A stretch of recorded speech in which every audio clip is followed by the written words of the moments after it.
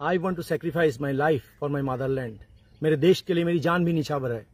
আমার দাদু একজন স্বাধীনতা সংগ্রামী ছিলেন, দেশের জন্য অনেক সংগ্রাম করেছেন এবং দেশ স্বাধীন হওয়ার পরে ভারতবর্ষের প্রধানমন্ত্রীর হাত থেকে তাম্রপত্র পুরস্কারে ভূষিত হয়েছিলেন। ওটাই আমার অনুপ্রেরণা। শুধু আমি একা নই, ভারতবর্ষের লক্ষ লক্ষ যুবক যুবতী আজ ভারত মায়ের প্রেমে পড়ে ভারতবর্ষের জন্য, ভারতবর্ষের মাটি রক্ষার জন্য দেশের সীমান্তে বা যে কোনো জায়গায় প্রাণ দিতে প্রস্তুত। দেখুন কালকে চণ্ডীগড়ে সেনা দপ্তরের বাইরে হাজার হাজার ছেলেরা লাইন লাগিয়েছে, হাজার হাজার যুবক, তারা বলছে তারা শুধু ভারতবর্ষের সীমান্ত রক্ষার জন্য, ভারতবর্ষের জন্য জীবন দিতে প্রস্তুত। এটাই আমার ভারতবর্ষ। শেষ কবে দেখেছিলাম জানেন? সেই কার্গিল যুদ্ধের সময় একই চিত্র দেখেছিলাম। এটাই আমার ভারতবর্ষ।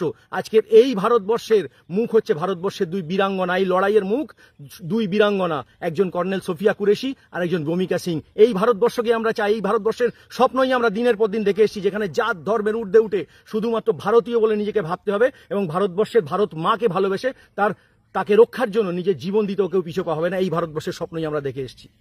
আর যারা ওই মাদ্রাসার মধ্যে মৌলবাদের পাঠ পড়িয়ে একজন সাধারণ মানুষকে 72 হুরের লোভ দেখিয়ে জঙ্গি তৈরি করছেন দিনের পর দিন, শুধু তাই নয়, তারা বছরে কত জঙ্গি তৈরি করছেন, বছরে 40 কি 50 কি 100টা ওই ফিদায়ে তৈরি করছেন। তারা কান খুলে শুনে রেখে দিন। ওই ফিদায়েকে আমরা কিচ্ছু মনে করি না, কিচ্ছুই মনে করি না। তার কারণ আমাদের সেনারা যখন ভারতবর্ষের উর্দি পরে না, সেনার উর্দি পরে, সেদিনকে তারা শপথ নেয় যে এই উর্দি আর এই তিরঙ্গা রক্ষার জন্য যদি প্রাণও চলে যায় তো চলে যাক, কিন্তু তার অপমান কোনোদিন তারা সহ্য করবে না। ভারত মায়ের অপমান তারা কোনোদিন সহ্য করবে না। তাই ভালো করে দেখুন, কোনো সেনার কখনো গুলি পিঠে লেগেছে দেখাতে পারবেন না। সেনা সামনে দাঁড়িয়ে লড়াই করে ভারতবর্ষের, আর গুলি খায়, বুকে বুলেট নেয় শুধু ভারত মাকে রক্ষা করার জন্য। এটা হচ্ছে আমাদের শৌর্য। আর এটার জন্য কিন্তু কোনো ধর্মীয় পাঠশালায় তাদেরকে পড়তে হয় না। আমার কাছে হাজার হাজার উদাহরণ রয়েছে যেখানে আমরা দেখাতে পারবো, দেখিয়ে দিতে পারি যে ভারতবর্ষের ঊর্ধ্বতন কর্তৃপক্ষের বারণ করা সত্ত্বেও, বারণ থাকা সত্ত্বেও ভারতবর্ষের সেনা নিজের জীবন বিপন্ন করে পাকিস্তানের মধ্যে ঢুকে শত্রুদেরকে নিকেশ করেছে এবং নিজের জীবনকে শহীদ করেছে, নিজের জীবনকে বলিদান দিয়েছে। ক্যাপ্টেন সৌরভ বাত্রা, ক্যাপ্টেন সৌরভ কালিয়া, ক্যাপ্টেন বিক্রম বাত্রা, ক্যাপ্টেন কনাথ ভট্টাচার্য, এদেরই উত্তরসূরি হচ্ছে আজকের ভারতীয় যুবক যুবতীরা।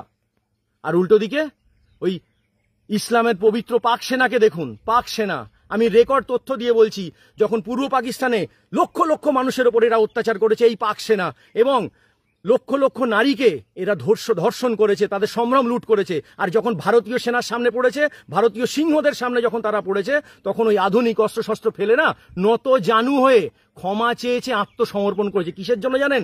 শুধু প্রাণ বাঁচানোর জন্য। এরা এত বড় কাপুরুষ।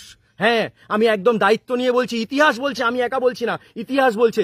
1971 সালের 16ই ডিসেম্বর এই পাক সেনা, 93,000 পাক সেনা ভারতবর্ষের সেনার কাছে আত্মসমর্পণ করেছে। এটা সারা পৃথিবীর ইতিহাসে একটা রেকর্ড।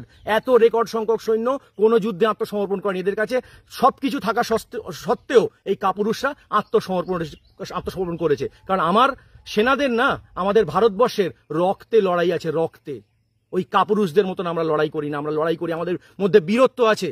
আর তাই আজকে আমি সমস্ত দেশদ্রোহীদের উদ্দেশ্যে বলতে চাই, আপনারা কান খুলে শুনে রেখে দিন, ভালো করে শুনে রেখে দিন। ভারতবর্ষের এগেনস্টে যদি ওই তুরস্ক বা চীনও যদি পাকিস্তানের পক্ষে দাঁড়ায় না, আমার ভারতীয় সেনার ভারতীয়রা বুক চিতিয়ে লড়বো। আমরা এই যুদ্ধে জিতবই, কারণ এই যুদ্ধে আমাদেরকে জিততেই হবে। সেনা এই যুদ্ধে আমাদেরকে জেতাবে, আমাদের আর্মি আমাদের এই যুদ্ধে জেতাবে। তাই আর্মিকে আমি একটা স্যালিউট করি। আর সেই সঙ্গে সঙ্গে বলি, যদি যুদ্ধ বাদে পুরোদস্তুর পাকিস্তানের সঙ্গে, তাতে তুরস্ক থাকুক আর চীন থাকুক, এই যুদ্ধে আমরা আর পিওকে চাই না, আমরা পুরো পাকিস্তান চাই। যারা বলে চীনের চেয়ারম্যান আমাদের চেয়ারম্যান, তারা আর পাকিস্তান প্রেমী, তারা ভালো করে শুনে রেখে দিন, এবার আমাদের আজাদ কাশ্মীর নয়, পুরো পাকিস্তান চাই, পুরো পাকিস্তান।